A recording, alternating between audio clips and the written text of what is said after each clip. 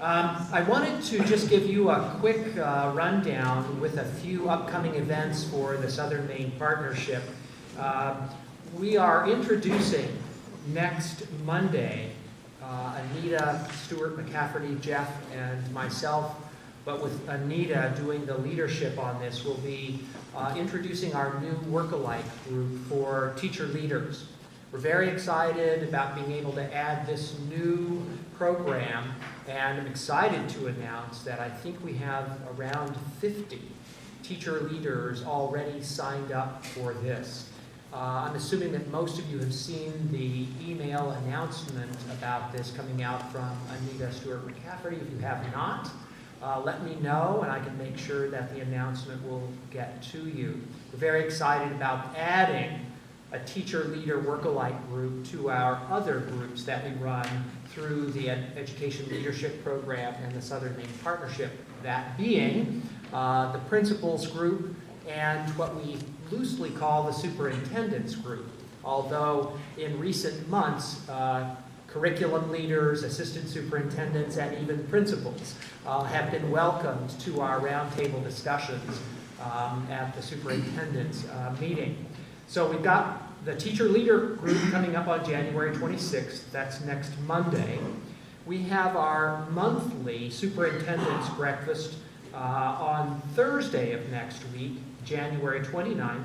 And that's always at 8 to 9:30 on the second floor of Glickman. Is that correct, Right. Jeff? Yep, that's right. Taking care of our space. And then I also wanted to remind you that our next Dine and Discuss will be Wednesday, February 26th.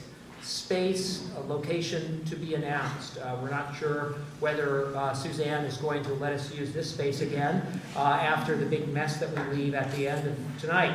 But we may be back in Glickman. We're exploring a number of different possibilities. And I want to just point out to you that we've got a very, very great series of Dine and Discuss events coming up for the spring. In March, we've got, after the February one, which is on February 26th, location to be announced. And that one is going to be on schools that are taking a student engagement issue to heart. So we're going to hear from Great Schools Partnership tonight about some of the structural elements in proficiency-based learning, but we want to return in a month and talk about, so how do you get students more engaged in their work? So we're going to be bringing in some exemplary schools doing work in that area. Then in March, we've got a Dine and Discuss on maintaining positive school and district cultures in a time of increased accountability. Hopefully that will be a topic that you'll be interested in. And then in April, we'll be returning to the topic of teacher evaluation. And with that, I'd like to invite Jeff Beaudry to the microphone, who's going to share a few reflections in the post-December 3rd conference line. How many people were able to attend our December 3rd conference on student growth and teacher evaluation? Great. So we've got quite a few people, even some at each table, I think. So, great. Jeff? All right, thank you very much. I would do this without the microphone, but I think I've got enough of a sore throat, so a little bit of microphone assistance is just going to work out fine.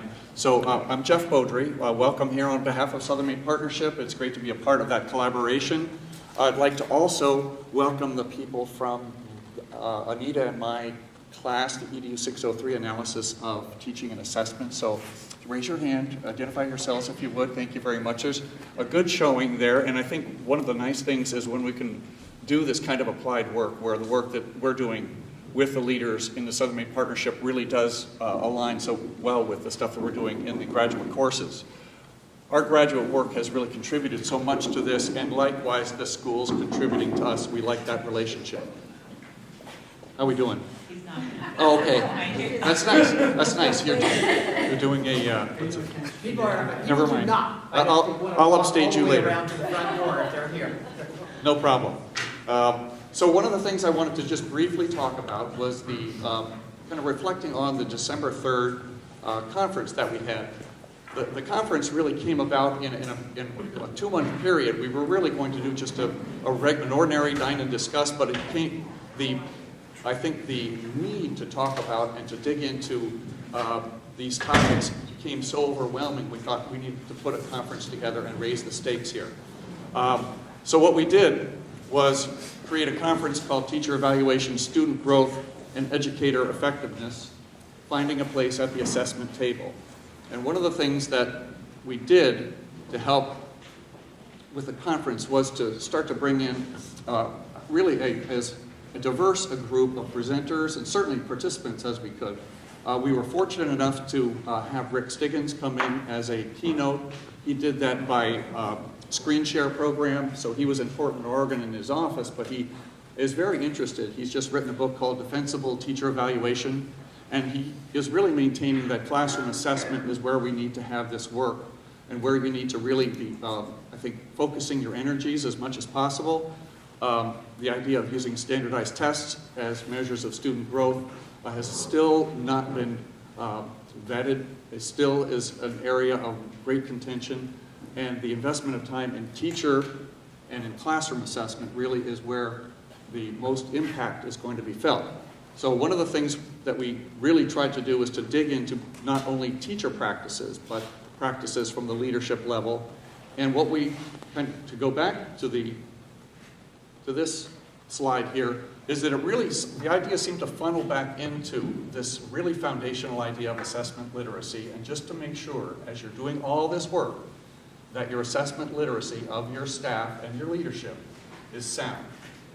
There are very good materials out there that have been produced by the Assessment Training Institute, that Rick Stiggins has been a part of. Jan Chapuis has developed materials as well. Those two, I would say, are really kind of a solid foundation for what we're really talking about when it comes to assessment literacy. But I also wanted to just say very briefly that the tone of the conference went from one stage to another. That work that we do really does have an impact. So what we did was a quick survey at the beginning of the conference, and the survey that we did was just ask one question. How do you feel coming into this conference? And I don't know whether you remember doing that survey, but these are the kind of comments that came out of it, and this is this wordle, or this way of extracting the information by looking at the frequency of words, that we have pretty much this central kind of theme, this tone that's coming back. We're feeling overwhelmed. So I think that's something that we all felt, and we all do. I think coming into new work, coming into work that's very challenging, it's very overwhelming. At the end of the conference, we asked the same question. I think there was a shift that we were really pleased to see, that people weren't saying the same thing, that they felt like they were taking something away from this, and that there was a sense of not only recognizing that you were sharing this with others, but that you were learning, being inspired, that you were ready to go back and do that work on teacher evaluation, on educator effectiveness, and on what we're going to talk about tonight, proficiency. So this is the kind of thing that we felt like we were doing the right thing at that time. We want to continue that. This is another example of a really good forum to work in. As Patrick said, we have ongoing forums. So we really want to rejoin this conversation around teacher effectiveness, proficiency, and so on in the next, as the year closes down and as we look forward to things in the future. So Patrick? Thanks, Jeff, very much. And I'm hoping that David and his team will help draw some connections between the assessment for proficiency and assessment for teacher growth, as there are, that was certainly one of the themes in our December 3rd conference, is that we don't want to be building two separate systems for our assessment work. So now it is my great pleasure to introduce a good friend, longtime colleague in the assessment world, and fellow sailor in Casco Bay. David and his wonderful boat and my boat sail the same waters, though at much different speeds. David is very much into the racing scene in Casco Bay, and I am not. David Ruth is the executive director of the Great Schools Partnership, former co-executive director of the Southern Maine Partnership back a few years. And David is going to introduce his team tonight.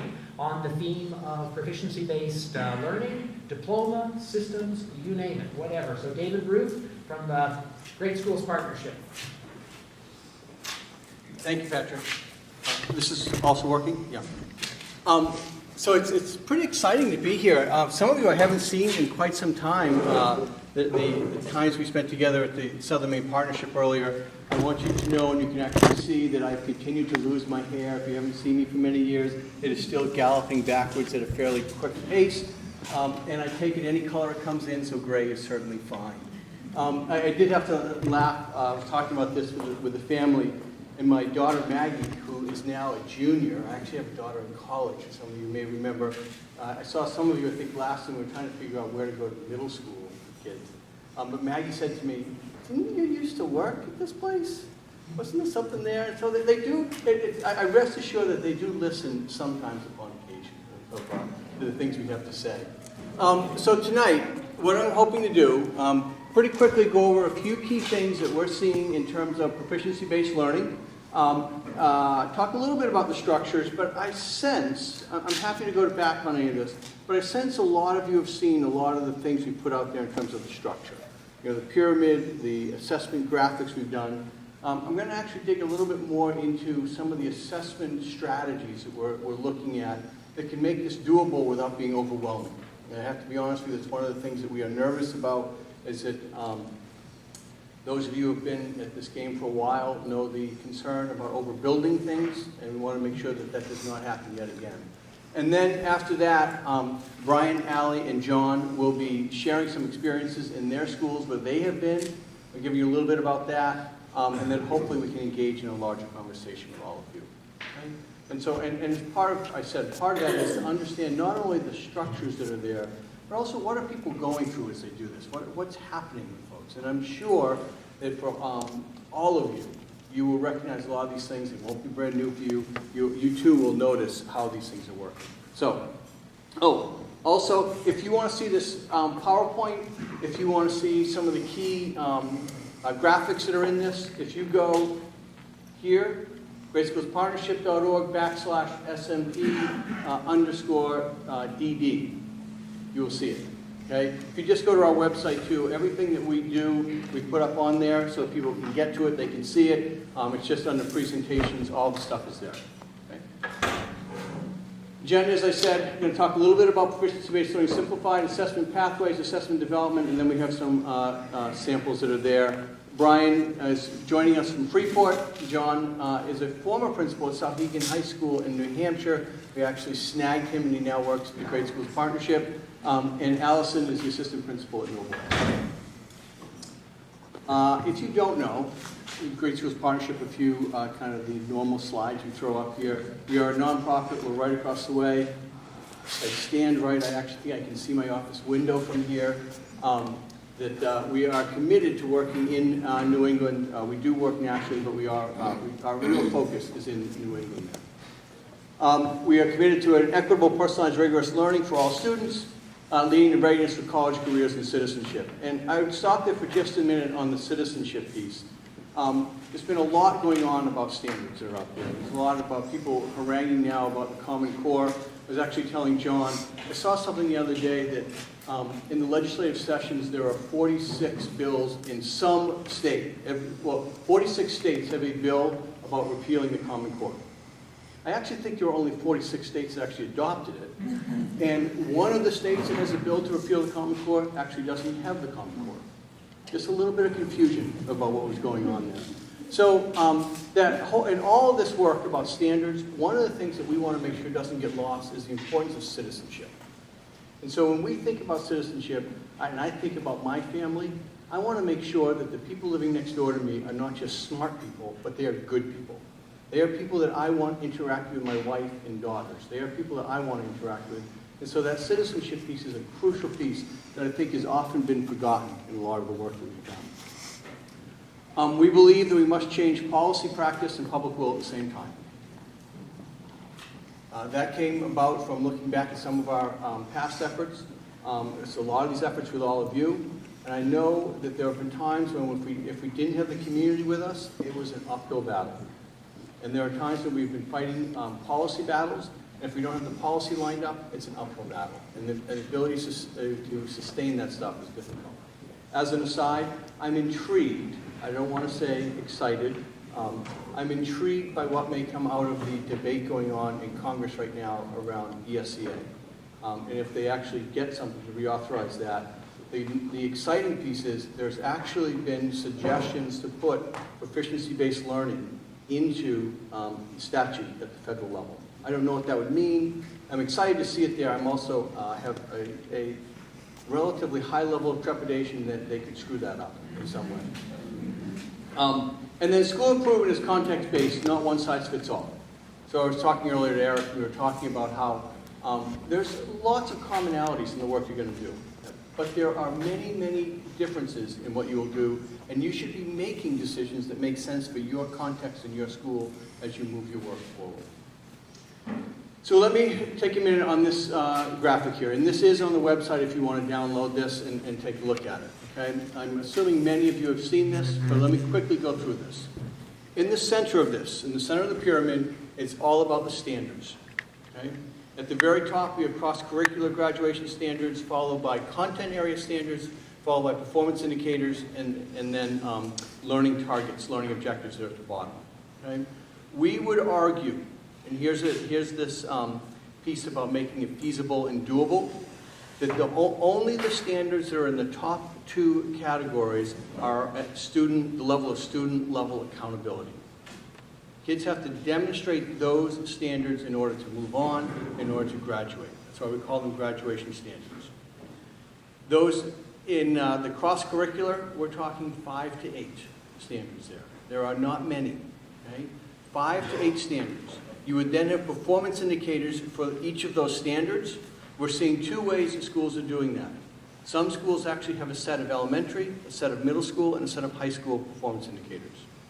We're actually starting to see a shift in that with the cross-curricular ones. Those are like the guiding principles. And what we're seeing there is people have one set of performance indicators, but the content with which kids engage varies significantly from the elementary to the middle to the high school level. So if you're asking kids to be a problem solver, okay, what you ask them to solve problems around is vastly different if they're in 4th grade, if they're in 8th grade, if they're in 11th grade. But the concept of what you're asking them to do remains the same. The graduation standards in content areas, again, 5 to 8 of them. Okay? Not 40, not 100, not thousands of them. Okay? 5 to 8 of them. Now, if you look at the Common Core in English, just take one example. There are 10 in reading, 10 in writing, 10 in speaking and listening, and 6 in conventions of English. Have I got that right? I think it's 10, 10, 10, and 6. Okay? So it's 36 of them there. It's too many. Okay? People have asked us, what is the key thing? Why 5 to 8? What's the big philosophical piece on that? And I say, honestly, I don't think there's a big philosophical piece on that. I think it is just practical reality of what you can actually track and follow. And if you can track and follow 5 to 8 and make sure kids have got those, they will get many, many, many more beyond that. Okay? But those 5 to 8 are kind of a stake in the ground. Now, with content area standards, you do have performance indicators at the elementary, middle, and high school level. Those are different. Okay? The graduation standards stay the same. So if I'm a 3rd grade teacher, I know what I'm ultimately heading for, even as I'm working on my 3rd grade performance indicators. Okay? These are all common, okay, down to the learning objectives. The learning objectives are what individual teachers figure out to do in their classroom on a daily basis to get kids there. You could make those common. I would argue you're just overbuilding the system. Okay? I just don't think it's worthwhile. At that level, you are assessing formatively.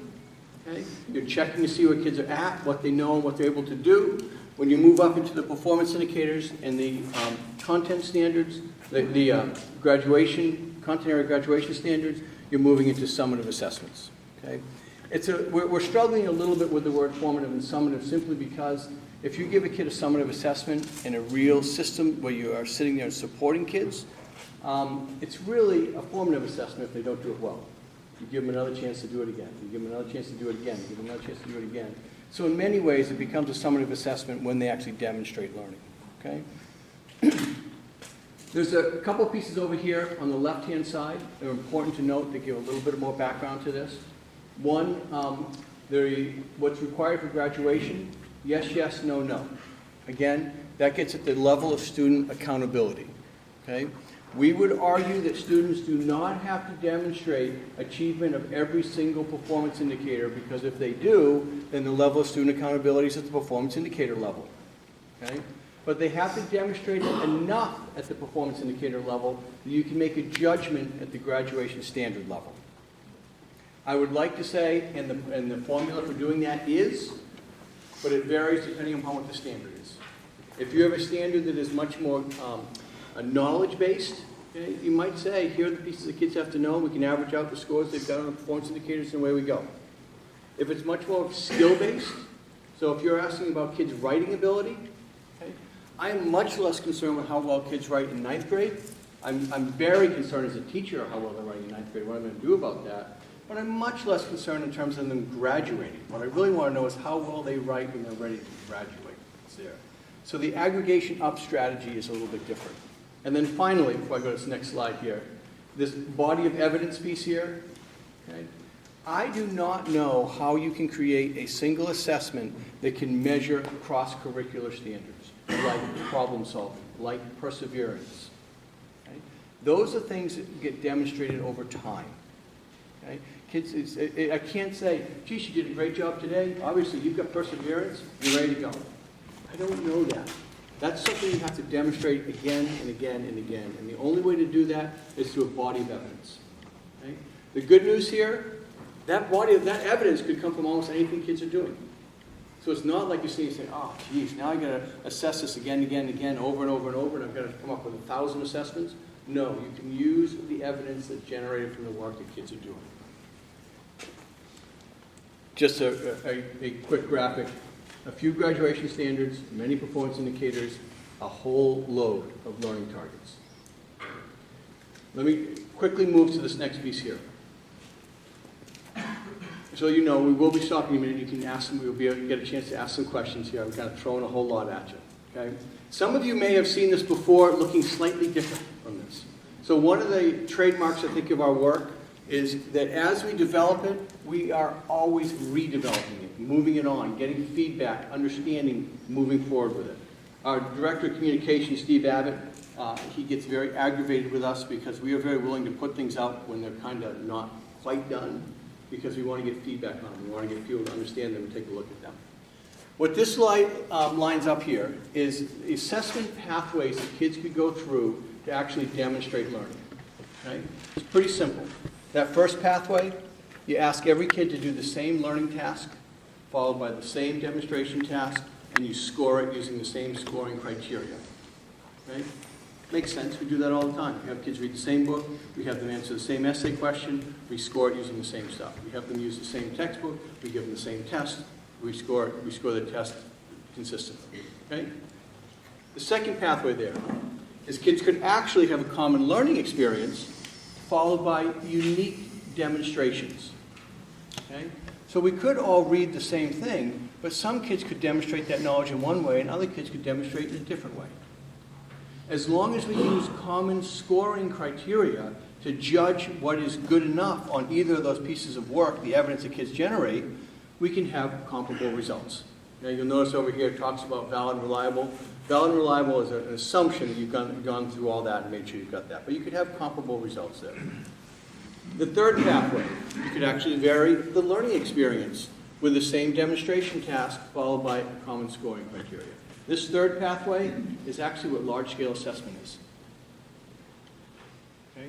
When kids have sat for the kneecap, they've gone through all kinds of different learning experiences, depending on the school, the class, and the teachers they had, but they all sit for the same test. Okay? And then that fourth way is you could have unique learning experiences followed by unique demonstration tasks, followed by the same scoring criteria. Okay? You need to be careful here on any of these. And if you want to know how well kids write, you can't say to some kids, well, you get up and give a speech, and other kids, you have to write an essay. You're not assessing the same thing there.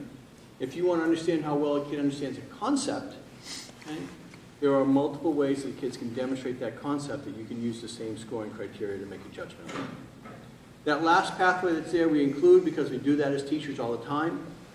Two students walk up to you. Let's assume for the sake of the argument, the work that they're presenting to you is of relative equal quality. Okay? Student number one, this was a big push for this kid. This kid has worked really hard to get to this piece of work. Student number two kind of just blew it off. Actually could do better than that on a regular basis, but just kind of, mailed it in for that kid.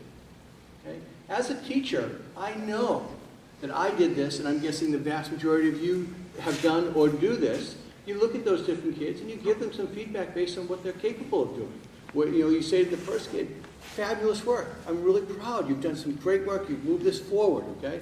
You might want to look at this and this and this, but really, bang up job. The other kid you might look at and say, I actually think you can do a whole lot better than this. Okay? This is not up to where you've usually been in the work that you've been doing. Okay? So you've used different criteria to give those kids feedback. It is a very valid instructional strategy. It is not a comparable assessment strategy, if that makes sense. Then quickly, let me go through some steps that we've outlined for assessment development here. So this goes all the way back to identifying the standards, this first piece here, getting your content area graduation standards established, the series of performance indicators and putting those into your grade levels, okay? Implementing the learning, the first thing you want to do is actually put these into your existing courses, okay? Excuse me. It is policy-wise possible. You don't have to have courses. Let's be honest, I think we're going to have courses for the next period of time. We're still going to have kids engage in courses. And so you've got to figure out where all of those standards actually fit and kids can cover those. That doesn't mean that kids might not cover them in different ways, but you've got to have a place, you've got to have a pathway for kids to follow, okay? You've got this gap analysis, figure out where you're going to move things around, and I'm going to come back to this piece here about development of clear and descriptive scoring criteria. It's the next piece you've got to do. Still, step 3, implementing it. Okay, identify one or more common assessment tasks to develop. You may notice this comes after the development of the scoring criteria. Okay, use the backward design process to design units or learning experiences.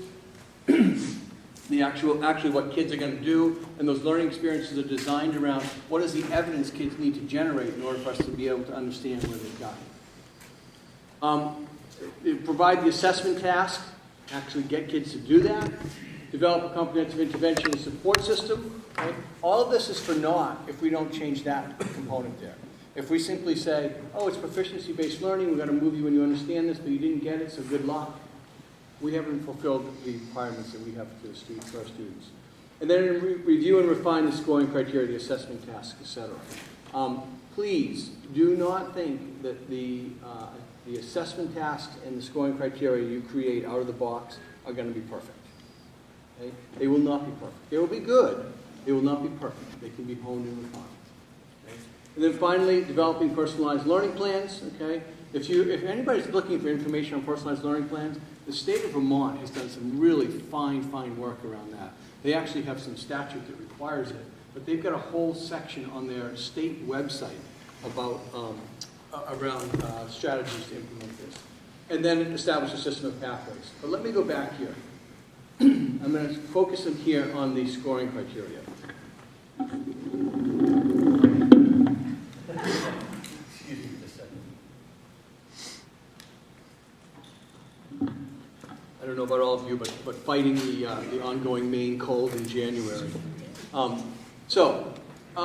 Designing scoring criteria. I want to be clear what we're talking about here.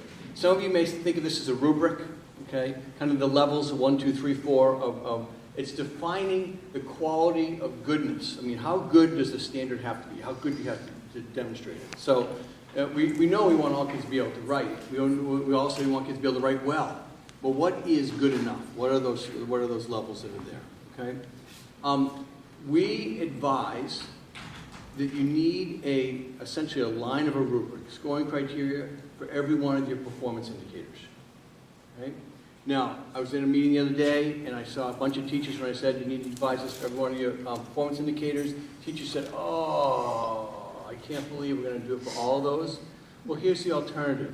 You do it for every assessment that you do. Okay? If you do it for every assessment that you do and all those different pieces there, you have a bigger lift to do than doing it for the scoring criteria because you will be able to use those again and again and again over time. Okay? So the first thing, you got to figure out what your scale is. Most people are using 1, 2, 3, 4 that I am seeing. We're actually seeing, and you guys may be doing this, people doing 1, 2, 2.5, 3, 3.5, 4, 3 1/4, 3.75. Okay, I think there's some legitimacy in doing that. Okay, there's questions. Okay, what's the difference between a 3.25 and a 3? Probably an argument we could make about the differences between that. I can tell you from having a daughter who's in a system such as this, there is a big deal for her. There's a difference between a 3 and a 3.25. It's a big deal. And we find that if you only have 3 and a 4, you never get to 4.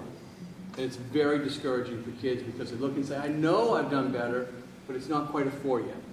Okay? So part of this is just being, again, practical about the learning of kids.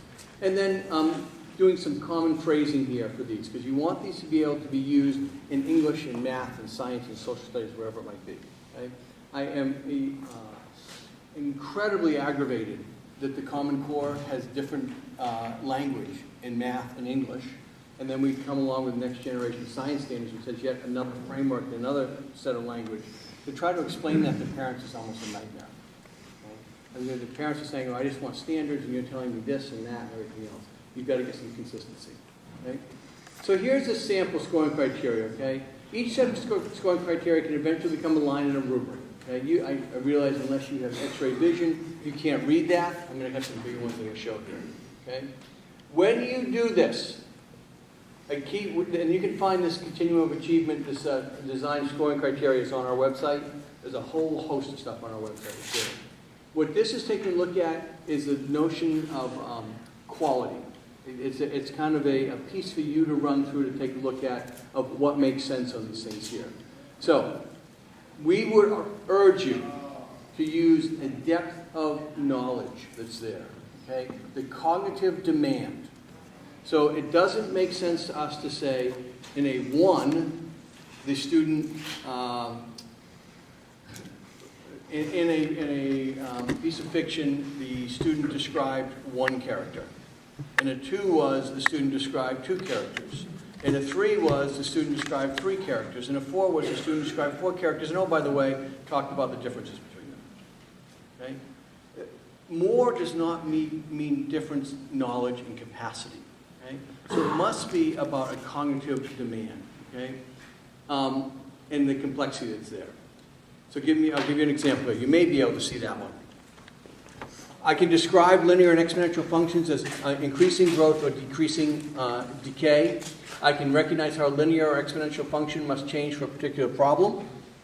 I can explain the starting value and the change factor for a linear and exponential function, and I can create models for real-world problems in terms of linear and exponential functions. Notice the difference there. Okay? In this first one, kids just describing it. The second one, they're recognizing it. Okay? Here, they're explaining why. And here they're actually creating things that further demonstrate their understanding of it. Okay? There's a cognitive demand that is different as you go up on that. So, doing this, I'm going to run through this because our time is short here. Ask what skills and knowledge does this performance indicator describe? You've got to take a look at that. Okay? So if you've got a performance indicator here, this one actually, it's color-coded because there's 3 different things that are in there. Okay? And these are some of the things that you want kids to be able to do and they need to know on that. You've got to unpack it so you make sure that you cover that. Okay? Then describe the level of cognitive demand we met at each level of this. In most cases, remember your performance indicator is what you expect kids to know and be able to do. That usually, not always, usually just slips right into a level 3. So the question then becomes, what's the level up? What's the level down? What's the level down from that? And again, you want to be talking cognitive demand on that. Okay? Stay away from things like frequently, reliably, rarely, never. Okay? If somebody said to me, you know, he's frequently a good driver. Okay? Frequently a good driver, does that mean that every 5 years I have an accident? Or does that mean, I'm pretty good 4 out of 5 days getting to work? Okay? So frequently is a tricky one. Never is almost never. I mean, there's almost something. and use things like describe, recognize, explain, create. It actually goes up in the cognitive level. You can, and you know, people have asked us, should we be using Bloom's taxonomy? Should we be using dimension of knowledge? I don't care, okay? But I think it's something that kids can understand and they can see that cognitive demand that's there, okay? Real quickly, and then I'm going to give you a minute at your table to talk and take a few quick questions. Just other things that people have asked us about. At the high school level, transcripts, okay? It's interesting to me that we've had different transcripts at the elementary level for years, okay? At the high school level, there's been a lot of questions about transcripts. We did the work to go out to admissions officers and said to them, first off, would there be any trouble with you if a transcript came that was a proficiency-based transcript with a kid getting admitted to your college? Okay? I can tell you unequivocally, they all said no. Okay? I was never worried about the Bates, Bowlens, Colbys, Harvards of the world, because they get kids from all over the world. They get transcripts that look like all kinds of different things. So the idea that there might be a problem transcript just doesn't make sense. It doesn't make logical sense there. Okay? I was much more worried about the public schools. You know, the Oronos, the Farmingtons, the UNHs, who don't have as much capacity to look at, you know, they still don't have the money to spend the time that the others might spend on it. And when they look at it and say, and toss it out, or would they actually look at it? Okay? I'll show you in a minute. They said that was not a problem, and we got them to write it on paper for them. But anyway, here's a sample transcript, and you'll see here just briefly, there are course grades over here, and over here there are standards, and graduation standard. The thing that they did tell us that was crucial was the school profile. It kind of caught us a little off guard. Because I think school profile is often one of those things that people, we got a profile, big deal. We did it 5 years ago, nobody looks at it again. The reason for the profile being so important is they said, we'll take any transcript as long as we can understand it. If you don't give us a profile that makes sense, we don't know what's going to happen. In that case, your kid is in trouble. Profile was the most important thing for them. So we went out and we got them to sign on the dotted line. Okay? We have a higher ed endorsement. Recognizing the strong educational preparation benefits our students, our faculty, and our institution. They go on and say that they will support transcripts that come from kids with a proficiency-based transcript. We have every single one of the public higher ed institutions in Maine, New Hampshire, Vermont, Connecticut, and Rhode Island. We are moving into Massachusetts. We just don't have as much of our connections with the agency as strong there. We're moving in there. We're hearing that we will not have a problem there. And we're moving into the privates. And we purposely didn't go to the privates first. And it's amazing how much difference and time it takes for somebody to say, yeah, it's not a problem. Oh, you want me to sign my name? We said yes. And so we had to sit there and badger them, get their names on that, work them through. Fortunately, they all went back and talked to admissions officers and said, can I really sign this? They said, yes, you can really sign this. And so I feel good about the piece we've got here. Okay. Let me give you 2 minutes at your table. Quick conversation, things you've heard, things that make sense, things that don't make sense, things you want to ask me questions about. And I'm going to do about 5 minutes of questions, okay? And then we're going to hear some more from the panelists, and then we'll get a chance for more questions. But I want to give you a chance just to cogitate on what you just heard. Go ahead. Up here, in the top, on the academic summary, it does have a GPA. Okay? It is averaging across those pieces. There is a GPA. The key piece there, it does not say you're number 7 out of 200 in the class. Okay? What it says, and this was great, we pushed right back on colleges, is we said, you know, there's this thing called Latin Honors that you guys do. So Latin Honors is actually based on standards, not based on kid to kid. And so we are suggesting schools go to a cum laude, magna cum laude, summa cum laude strategy. Okay? That was so telling to me when I went into a couple of schools. If those of you in high school, you should do this. Okay? And I asked them, I said, I would like the GPA of the top 15% at your school. Okay? I'd like them for a number of years. Okay? And you know what I found out? You guys know what I found out. Okay? In 1 year, the kid who was just outside the top 10% had a certain GPA, and the next year that kid would be in the top 10%. Okay? Those things happen all the time through that. That is simply not fair. That just is not fair to kids. And so saying that we're going to say that you are in the top 10% or not in the top 10% based on other kids, that doesn't make any sense at all. All that does is encourage kids to be competitive with each other. It doesn't encourage them to collaborate with each other. Okay? As far as what happens when it gets down to 3.7 versus 3.8, okay? Well, you've got this piece here, but I got to tell you, I don't think any two kids are the same. I think there are many, many differences between all kids. And it may say we have one kid that has this package, and this package of this kid and this package of this kid are relatively equal. I have no problem in forcing colleges to go back and look more deeply at that and try to figure out what's actually happening there. And so, again, I am sure that there are admissions officers who get all kinds of stuff and make all kinds of decisions that are detrimental to kids. I'm sure. This is not a slander on admissions officers. They got lots of work on their plates. I know that happens today. Right? And having just gone through that with a daughter, I can't understand it at all. Some of the decisions that are made there about that. So I hear you. I'm not too worried about that. And I know that we gave them the information that they wanted to be able to make that go forward. Yeah, Tom. Hey, David, just on that point, two school sites were getting rid of the numerical class ranking of seniors. Everybody remember that one? And the solution that college admissions committees or college admissions offices were very satisfied with was we sent a distribution, a little graph, distribution of, at that time, the grades of seniors, but I think that converts to this issue. You send a distribution, you make your own distribution chart, no kids' names are on it, of the proficiency rating, whatever you're going to be doing. The college can look and say, well, 3.3 is about here in terms of the distribution of that senior class. And they always said that's all they wanted, but they didn't want that. Right. So right here on the profile, you see that lovely wheel there is actually looking at some of the stuff Tom's talking about, the distribution, so you can get a sense of what's going on there.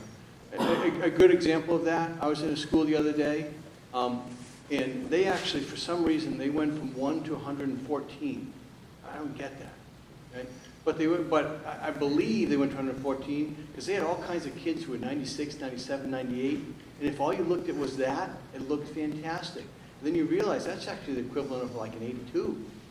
Okay? So fine, but it certainly wasn't 96, 97, 98. So they were playing some shenanigans there about, we're going to go from 1 to 114 because it's just going to increase all this piece, this idea that's there. Again, you need to explain this stuff in your profile. I know that some of those, this school also had a ranking class, and a kid was like 97 average was, 70th out of 90 kids. So that was kind of a key, something out there. One more quick question I want to get to these panelists. Hold on. Let me see if we've got anybody else here who's got a question. Yeah, it was We'll get back to you. right. The idea of kind of aggregating proficiency for a high school decision. You talked about there's a transcript and there's a profile there, and there's. Could you talk a little bit more about how you would make that decision? Aggregate up the decisions. Yeah. So I don't know if all of you could heard that, but just question was, and let me repeat this, make sure I've got it. When you look at the scores that a student may have had on the performance indicators, how do you aggregate up those scores up and say, you got it or you didn't get it in terms of demonstrating achievement of the graduation standard? Okay? The first piece, there are two ways you can do that. One, you could actually do it a much more holistic way. You could actually spread all the work out on the table in front of you. You could take a look at that. You could have 5 or 6 of you sit around with some criteria, have a deep, thoughtful conversation, go through that and say, I think the kid has got the skill. Okay? I would love that. But I just don't think that's doable at all. With the standards we have, being able to do that with every standard, every kid, 5 or 6 of you, just not going to happen. Right? We would suggest you do that with the cross-curricular graduation standards when you're looking at a body of evidence, but you just can't do that with all the content areas here. And so then the question comes back, and again, you look on our website, there's a 4-page piece of overviewing some of the strategies you could use there. So in some cases, you could average those out, the scores that are there, and see if it averaged out to a passing score. Okay? There are issues with averaging. Okay? Averaging enables, averaging assumes everything is equal as you go across there. And if you're looking at something like writing ability, I don't really care how well the kid writes in September, I care how well the kid writes in June. It's there. So averaging those scores in the beginning when the kid wasn't doing very well don't make a whole lot of sense. And actually, it goes beyond just writing. But I mean, if they could do those skills well when they came in September, I'm not sure why they are there. Okay? They actually shouldn't be there. At the same time, if it is a discrete piece of knowledge and the learning is happening in a relatively brief period of time, there's some legitimacy saying, let's do the easy way out and average those. Okay? We have schools doing other strategies here. I've seen we count the last score on a pattern. Of writing, we count the last score. I see a trending, people trying to do trending. I see decaying average people are doing. Those of you who are working with jump rope, you've probably heard all these terms that they offer those pieces in there. So there's a number of different ways to mathematically figure out a yes or a no on that. The key piece being, we actually have some schools that say, you know, if you demonstrate 4 out of 6, you make it. Okay? I would strongly urge you not to say you must demonstrate 6 out of 6, because again, when you do that, you have gone down to that level for student level accountability. And when you do that, I just think you make a huge headache for yourself, and I think it's unfair for kids. So, if you've got questions still, hold on to them. We'll get a chance to do that. Just so you know the process here, Allie's going to talk first, okay? She's going to talk a little bit about some of the work that's going on at Noble, the strategies that they're employing there. Brian then is going to step in and talk about some of the work at Freeport and some of the work at Searsport, where he was before that. And then John is going to finish up with work coming out of Sauhegan. This is probably going to take us just to about dinner time. Okay? At dinner time, I don't know the do-si-do that we go through on that, but I know there's food out there somewhere for all of you. You'll do-si-do out there, get your food, and come back and continue your conversation at your tables. We have some prompts for you, but my guess is you'll probably have enough you want to talk about. Then when we come back together around 6, we will try to answer all the questions you may have on any of this stuff. Okay? Allison, you're on.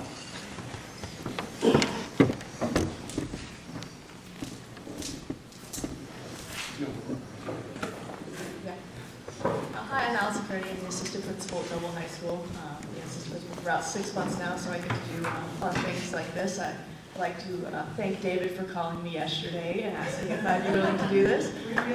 Programming I'm more than happy to be here. And so what I'm going to do is I'm going to try to very briefly describe what at Noble we've been experiencing is a very complex, labor-intensive process to get ourselves ready for implementation of a standards and proficiency-based system for our class of 2018.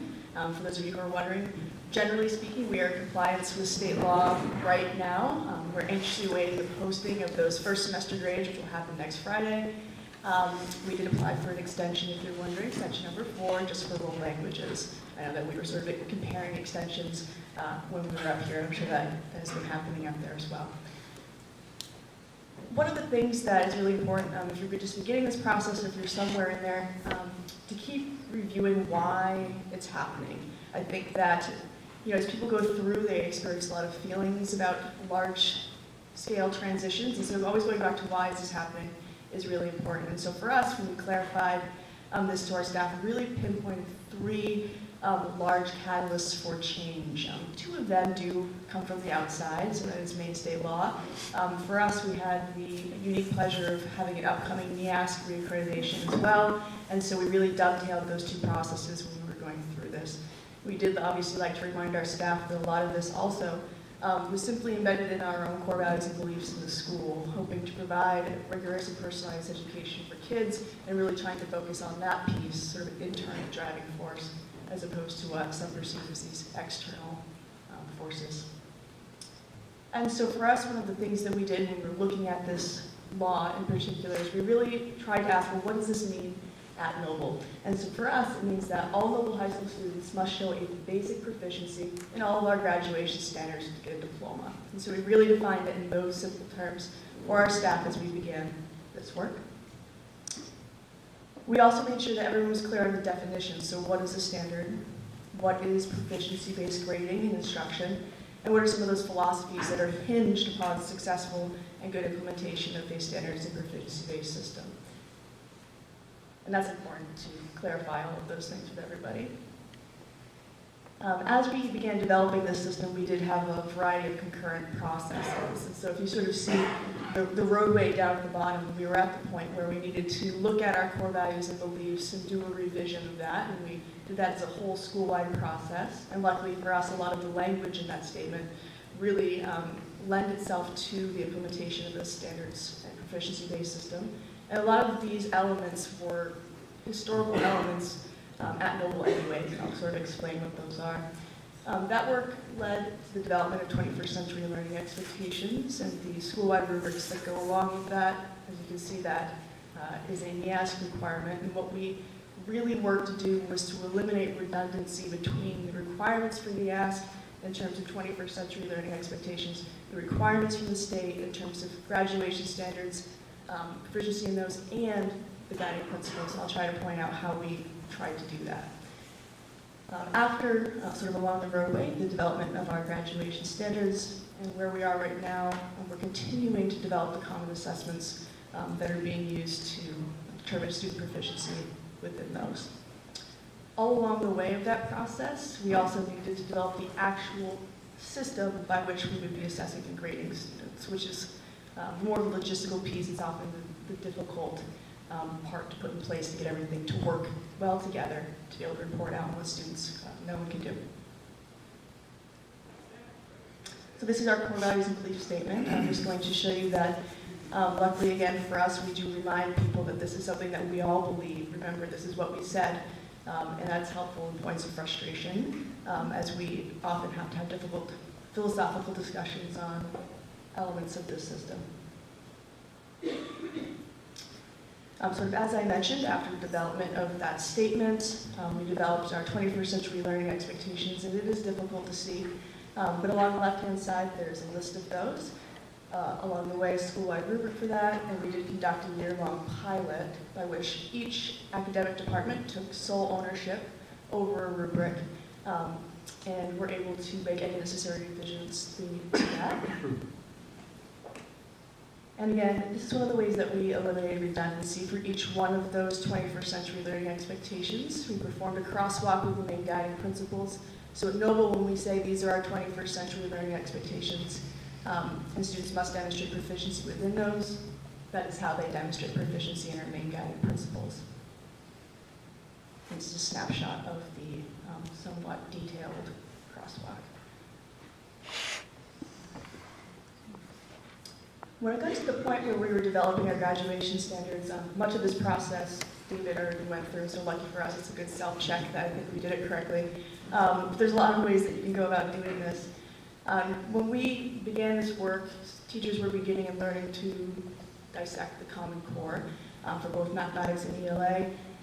Similarly, somewhat after that, we had next generation science standards that were coming out. And so there's a lot of anxiety in our departments by our department leaders, our teachers, about how to deal with the standards changing themselves, not only just implementing a system by which to demonstrate proficiency in them. And so we had them spend a lot of time actually studying what the standards meant, doing gap analyses, understanding the language of the standards, and looking at what we would need to do to make sure that we were teaching to them. We looked at the various indicators of those standards and grouped them according to clusters of knowledge and skills, which we call graduation standards. We took our indicators, our performance indicators, and created ICANN learning targets, which are posted all around Noble High School. If you walk in the classrooms, so we're pretty proud of that. We're getting almost everyone there with this, so it's good news. Another area where we eliminated redundancy was in these 21st century learning expectations, again, our main guiding principles, how we have kids demonstrate proficiency in those. They also align to our graduation standards. So for example, We have a 21st century learning expectation of effective communication through writing. The English department is responsible for assessing kids using the school-wide writing rubric. It doesn't mean they're the only ones who will be assessing students using that rubric, but they are responsible. They must do that. And the reason is because they have a graduation standard called writing. And so what it does is it creates a structure by which it's not really a choice anymore to use this particular rubric or to assess this particular thing. We see it in the grade book. They have to report out on it. It is a graduation requirement. And I know that for schools in the past, we've tried to implement school-wide rubrics. And if you've been on a NEAS visit, you'll go around and you'll see about 50-50. Sometimes people use them, sometimes they don't. And I don't think people try to tell you they do. And for us, this is important because it ensures that it's going to be happening. And it's not just for NEAS, it's important for our kids to be able to do these things. We also have teachers working on building common unit frames, and we use the term frames because we recognize that teachers like to be able to instruct kids according to their own style. And so really, as long as we have the common standards, the common outcomes, an element of common assessment, how you get kids to the end is really up to you. And we have continued to be working a lot on our common performance assessments. A lot of our professional development work this year is still on developing those. And we use a variety of tuning criteria, tools, and collaborative work for teachers to look at those assessments. Okay. So here's how things work at Noble. This year, all teachers are using Infinite Campus. It's working somewhat nicely with us. And the gradebooks are arranged as the categories as graduation standards. So previously, you can imagine categories: homework, quizzes, tests. If you were to look at a teacher's gradebook now, let's say analyzing informational text, world knowledge, speaking and listening. Every English teacher, for example, has the same gradebook set up. So we mandated that at the beginning of the year.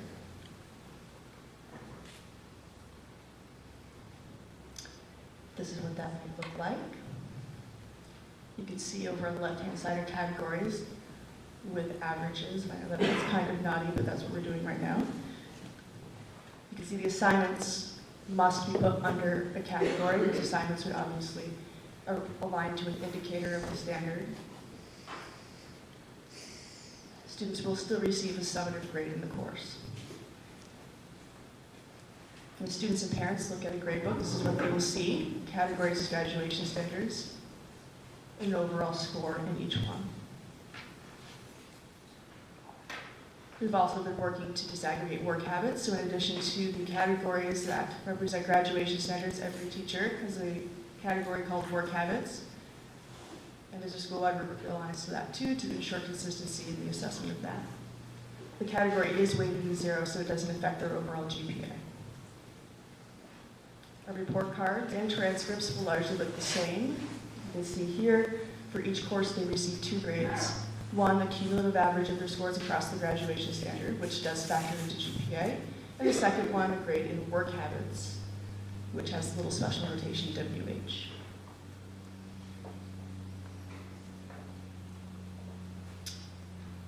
The controversy is that our grading still remains greatly the same. You can see here that we have defined levels of proficiency that fit somewhat nicely into our 100-point grading scale, along with letter grades. The reason why we decided to keep this is because we really wanted the focus to be on the classroom, the change of instruction, the change of our ability to communicate to kids, where their strengths are, where their weaknesses, on instructional practices related to assessment. What we didn't want it to be, at least now, was an argument over, I don't understand what a 3 is, I don't understand what a 4 is. We just weren't ready for that. And at Noble, we haven't had a D for quite a long time. So for us, being proficiency-based has always been somewhat of a factor. There are 3 levels of defined proficiency: basic, advanced, and distinguished. All 3 of those are considered to meet the standard. And again, our transcripts look back to the same. So this is where things get interesting. So the class of 2018, as you're aware, are the ones that must comply to this law. So for any teacher who teaches a 9th grade student in a required core class, the required global class, must also, in addition to looking at their overall grade, take a look at each grade and individual graduation standard. Even if a student has a passing grade, so you can see here the student has a C, potentially, in the class, if they have not met every standard, so you can see analyzing literature they have not met, below our cutoff score of a 75, below basic level of proficiency, they cannot receive credit in that course. And again, so we still use the word credits. So in order to receive your credit, you must demonstrate proficiencies and standards. And so what will happen is that that student will receive a grade preceded by an incomplete notation. So it'll say incomplete C on their transcript. And it won't bear any credit weighting. What they'll need to do is go remediate that standard, and then that incomplete tag gets removed. And so they go to standards recovery in order to do that. And we offer that. We have been offering that noble form of credit recovery for a long time, so we've changed the name and changed the focus. And obviously, in order to do this, we have to have a variety of supports for everyone involved. We've recently adopted an intervention advisory program called Nighttime. That's sort of, a lot of people are looking into something like that. It uses the enriching student software. It meets every day for 45 minutes, and students work with an advisor to choose who they need to work with, which standards they need to work on. Again, standards recovery classes during the school year, twice a week after school, as well as during the summer. We offer summer curriculum workshops where we pay our teachers to be able to work on things they need to work on anyways. We like to do it at the beginning of the summer to avoid that surge of anxiety that most teachers feel as the end of the summer approaches and all the work that everyone puts on. We also have late start Thursdays built into our school calendar every Thursday. Teachers have about 2 hours of professional development time to work on this.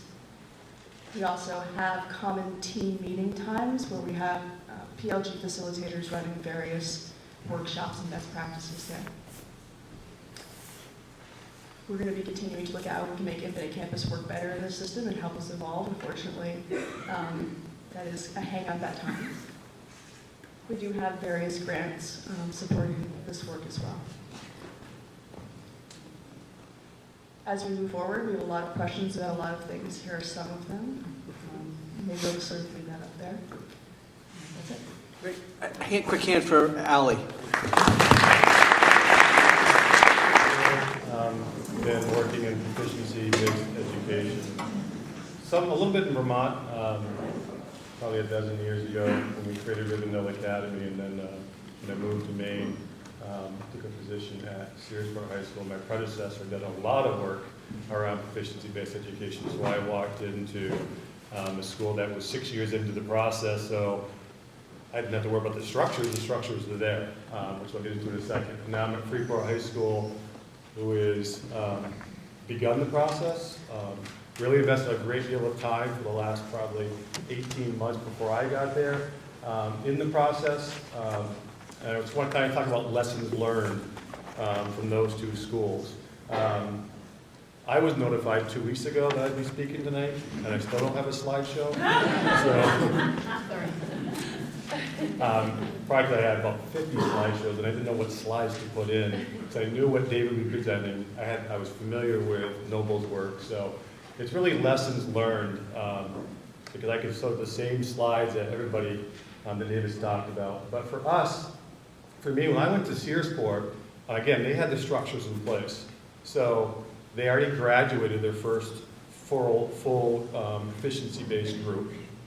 They did 2 years of work, implemented it year by year, 11, 12 at the same time, and graduated a class. So for me, it was getting the middle school on board because it was a 6-12 school, aligning those two schools under the same set of graduation standards.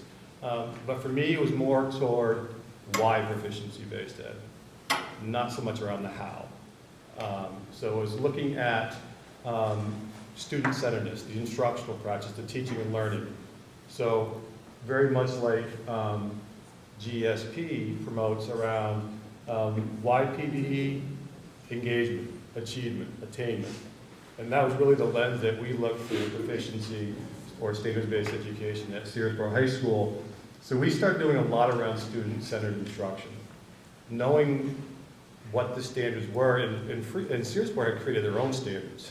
So when the legislation came out and the state model came out, we kind of did a crosswalk of Searsport standards versus the state standard. We found that we were fairly closely aligned from the very beginning, which was nice. So we just started looking at teaching and learning. We started looking at how do we take these large ideas, and we really wanted to move toward a really strong interdisciplinary approach. So we started unpacking the standards across disciplines and so forth, and started figuring out ways to use multiple pathways, opportunities for experiential learning, opportunities to deepen their understanding toward the standards. We started doing a lot of work with that. You know, we created a boat building class where my students halfway through their sophomore year could move out of IPS and geometry into boat building to build 2 shellback dinghies and finish up their geometry and introduction to physical science standards through that experience. And it was just giving the kids a different opportunity to engage in those standards, the concepts and skills associated with the standards. So we started looking heavily at that. We started trying to align our common practices that happen in our classroom. We knew we wanted to shift more toward inquiry discovery. We investigated expeditionary learning. We didn't feel as though we needed to have this dynamic change in our building. We were doing pretty well. We had a strong advisory system. So we started looking through the lens of project-based learning, through the Bucks Institute for Education in California. Although then we tasked a group of teachers to, okay, but look at the EL practices around curriculum instruction and assessment, find some commonalities, find how it kind of links to project-based learning, and it also supports and deepens the understanding of our standards. So teachers are doing these little task force and bringing other teachers on board, and then we started finding these common practices. You know, for Searsport, they were hugely transparent. You know, we wanted to continue that. But we wanted to make sure we found some common practices. And that was really important. It was a big shift, pivoting from teacher being the control of the environment to students assuming more control, and teacher being more the facilitator, giving what needed to give, and then allowing kids to kind of go in different ways to demonstrate that understanding. That took a lot of time. I mean, I was there for 4 years, and that was essentially the PD each and every year, all the time. So that was huge, but you started seeing that shift, in particular when we started going toward more of these large interdisciplinary units under this driving question, and kids, you know, collaborating and investigating ideas and finding different ways to demonstrate that. It started making sense that that's where we wanted to go, because kids were really showing a really deep understanding of those standards. And it wasn't just something that we were checking off, which I think was really important. When I took the position at Freeport, again, they had done a great deal of work. But I think what really was big for them, we held a 2-day workshop last July. I sent out this list of questions. Like, they have a leadership team. I think 12 or 13 teachers comprise the leadership. I sent this list of questions when I was hired to all the leadership team. It was like 65 questions about proficiency. Where are you at with this? I had no idea. But I knew legislation said you had to have proficiency in place for the class of 2018. Once we started, you know, answering some of those questions, we asked for the extension. I think it's extension number 5, so we have the extra year. Because we knew we were in a pretty good place. So our very first task for me was, I sat down with leadership and said, okay, 1, define a grade. What do I want the grade to mean? And what do you, as a school, want your diploma to mean? And once we had that, we looked at it versus our current practices and see how well we could actually do those things and meet those values. And once we saw that there was misalignment, then that became kind of fodder for the conversation around why PBE, because they knew they had to do it. And I don't think that, this is January, I don't think we've still had a discussion about grading scale. We haven't had a conversation, because we don't want that to be the focus. We want the focus to be on teaching and learning. So we have task force. Again, leadership team said, hey, 3 of us will take on grading. We'll invite whatever teachers who want to participate in it. And if faculty said, you guys have control of it, you guys have a deliverable, bring it back to us. Your group, this group does this, so that way we can use our time in department meetings, in our PLGs, which happen 3 times a week for 8 different groups. We can use our faculty time. We can use our PLD all around teaching and learning. How can what we do in the classroom support standards? We've done our standards. We have our indicators. They work in the middle school to develop our scoring criteria. So again, we just want to continue to focus on what our formative assessment looks like. We didn't want to get into, well, you don't grade formatives. You know, I kind of imply that whenever we talk about it, but we haven't said it's like a non-negotiable. We haven't kind of set those. It's all about teaching and learning. So, you know, we're doing a lot around assessment. And again, we're 4 or 5 months into the school year. Every PLG, which right now I facilitate all of them, so 24 a week. You know, it's all around bring assessment. I know you didn't develop this assessment through the lens of a standard and indicator. You're not measuring the versus scoring criteria. You're not there yet. Because they had these really small, what we call grain size standards. And when we met over the summer and I showed them the pyramid, for some of them they walked out saying, wow, light bulb went off. If we continue doing those small grain size, we're going to have 120 standards to measure. So they shifted very, very quickly when I came on board to these larger standards, these bigger ideas, and let the indicators do the work. So that was a pretty easy shift. But again, we're focusing so much on assessment. Bring your assessments. Let's look at it through the lens of what DOK is that indicator that you're associating with that assessment. And then, so what's the depth of knowledge? And then we start looking at the rigor and relevance of the assessment. Just getting them talking about how they can strengthen their own assessments to push those kids to that deeper understanding of the standards. You know, and that was some protocols that were provided by through GSP. But again, that has kind of really been the leverage point for us. Some lessons learned, though. It'd be very easy to come in and just kind of say, this is the direction we're going, here's the script, let's follow it. You have to have those conversations. And one of the conversations that we had, I have a principal's coffee every 3rd Thursday of the month. I have a group in the morning and then a group at night. And we just pose a question and we set an agenda all around proficiency, trying to educate them. Well, I kind of deliberately posed the question, and I talked to David at length prior to it. We have to look at, I don't know how I framed the question, it was all about de-leveling. Looking at, if this is a standard, and these are the indicators, and this is the scoring criteria, why have levels? And that was kind of my question for them. Well, my 20 parents showed up to about 45. But it was really good because, again, it wasn't so much, I didn't go in wanting to de-level. I wanted to go have the conversation around what does PBE mean? What does proficiency-based education mean? So they could understand where we were going. And it was really interesting, and it was a pretty heated debate when I say, well, okay, this person's sitting in honors whatever, and this person's sitting in CP whatever, and the CP student in the college prep class is scoring consistently in the exceeds, and David's scoring consistently in the meets. Who's doing honors work? And you're like, well, David is. He's going faster.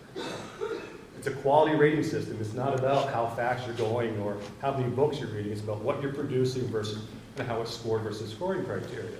That debate went on for like an hour and a half.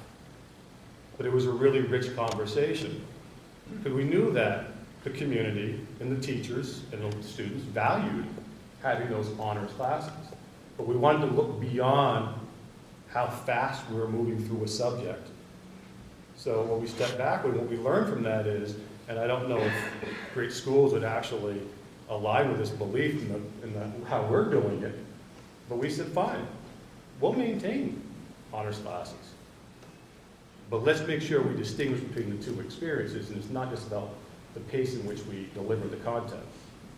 So what we did when we started doing our indicators, we said, if this is reading comprehension, and these are the 5 indicators associated with reading comprehension for all kids, and this is the scoring criteria by which it'll be measured, well, for the honors kids, you have 2 additional indicators per standard that have to have some sort of real-world authentic application to it.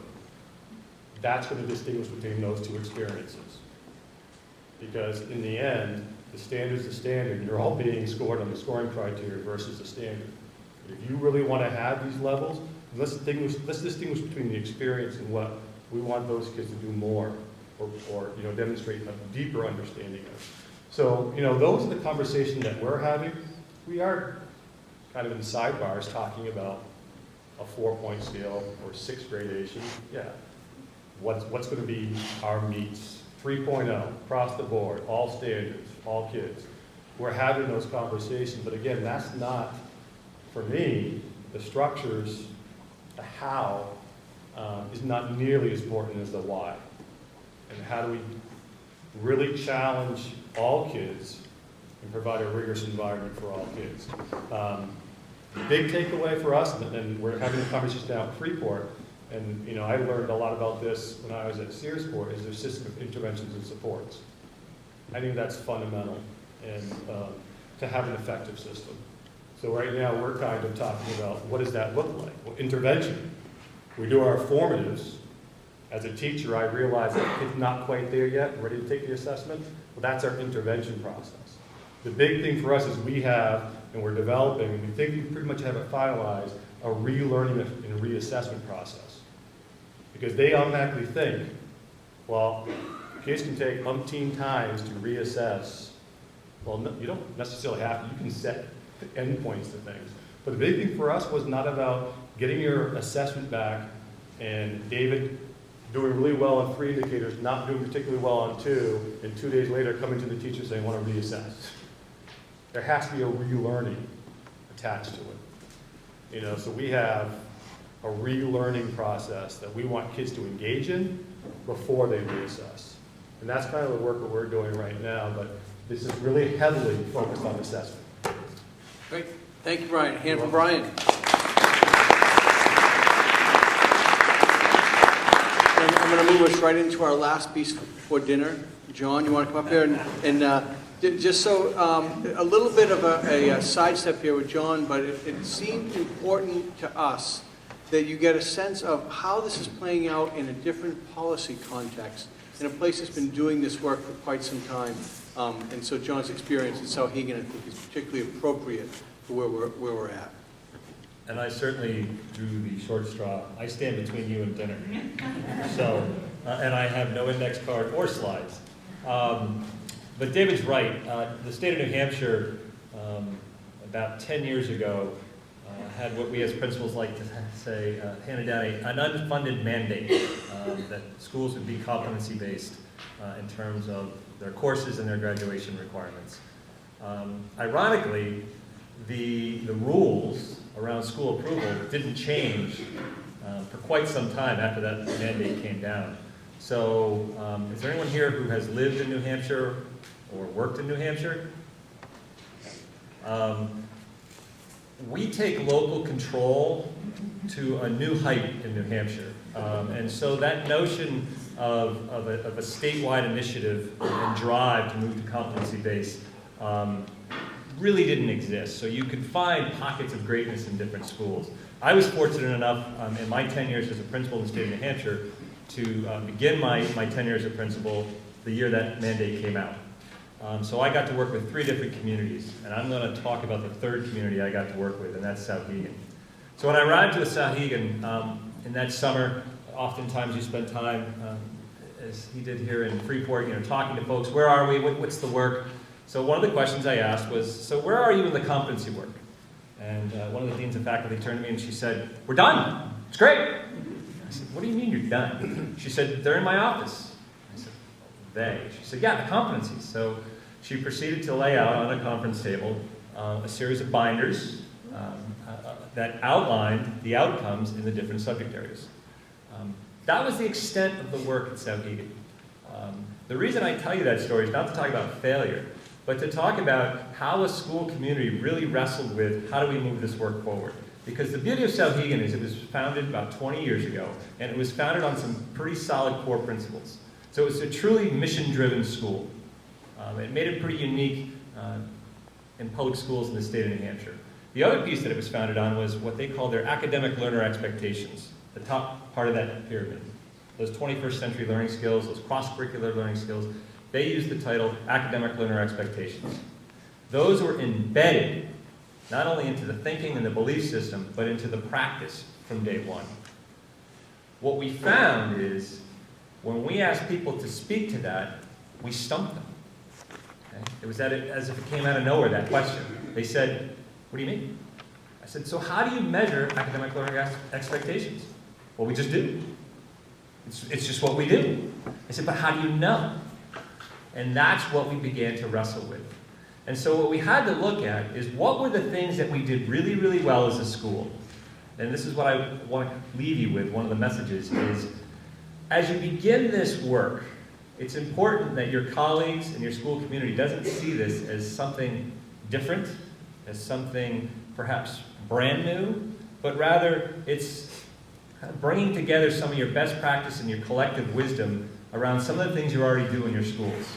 Because my sense is, if you were really look at what happens in your schools, you have people who already do these things that we've outlined tonight and what you've heard happen in other schools. And we have to be careful not to say, okay, everybody stop what we're doing, and now we're going to do it differently. So we really had to be careful with a school that was highly functioning, highly successful, to reflect on our practice and say, what are the things we do really well? Academic learner expectations embedded in everything we do, senior project, sophomore roundtables. And how do we take that thinking and apply it to outcomes in every course and in every subject? So what was really important for us to learn as a team and as a school community was to take time, pause, and reflect on what do we do and what do we do well, and how do we build off that to get to where we want to go. The second thing we had as a luxury at Souhegan, we had CFGs, we had no collective bargaining unit. So that meant that we could have meetings whenever we wanted, okay? And so the faculty got to decide when they met. And this is a faculty said, you know what, there's value in us meeting once a week. Can you imagine? Okay, so we had, not only did we have CFGs that were a late start once a month, we also had meetings once a week. So we had the time and the space to do the work. Many of you face challenges where you may not have that time and space, but that's what the things that you have to wrestle with. So what do you do well, and how can you build off that, and what time and space are we going to allow to do this work?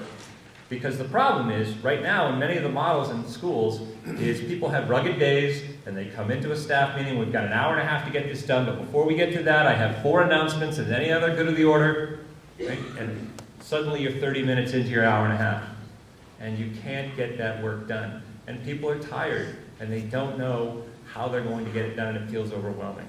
So, reflecting on what we've done, time and space, and the other thing is patience. Okay? There is not any overnight answer, and I think the state of Maine is a little different than the landscape in New Hampshire. In New Hampshire, we had this unfunded mandate. Some schools said, we have a solution, we just won't do it. And David's been in New Hampshire. He can attest. There are schools that knew about this for 10 years, and they still haven't shifted. So what we found at Souhegan is we had to be very patient with people in terms of allowing them to reach the realization. You don't necessarily have that luxury of time. Many of your districts already filed for extensions with the State Department. You've gotten your responses. You have a timeline. So you now have to think about how do you ease the anxiety of colleagues in your school community in this work. So those were 3 things that we learned sometimes the hard way at Souhegan, and sometimes we stumbled on the right choice. But those were, again, taking and looking at what we did and building off that, certainly providing the time and space for the work to be done, and then being patient with one another as we went into the work. There are a lot of details I could go into how we made that transition to a competency-based system, but I think you have some great examples in the two colleagues who spoke earlier. Also, many of you are already developed plans about how you're going to do this work, but I just would encourage you to keep those three components in play and in mind as you move forward. So, thank you.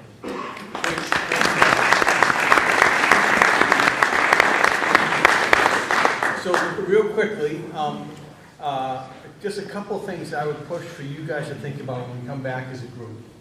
One is the irony that we're talking about using standards to go to a system that is not standardized. And that it seems like we've always had a system that's been standardized by time and place. But you're talking about a system that is standard, we have standards that enable us to have multiple pathways. So I'm curious about how that is played out. And then two, the second piece that John just really emphasized, and I heard all three of you, about building on your strengths and how you actually built up from what you're already doing well to move your work forward.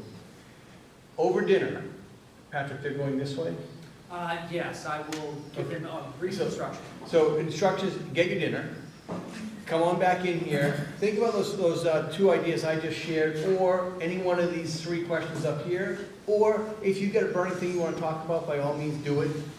And then we will try to reconvene at 6 o'clock with any questions that you have for any of the folks who are up here to try to get a little deeper on your knowledge base. So thank you.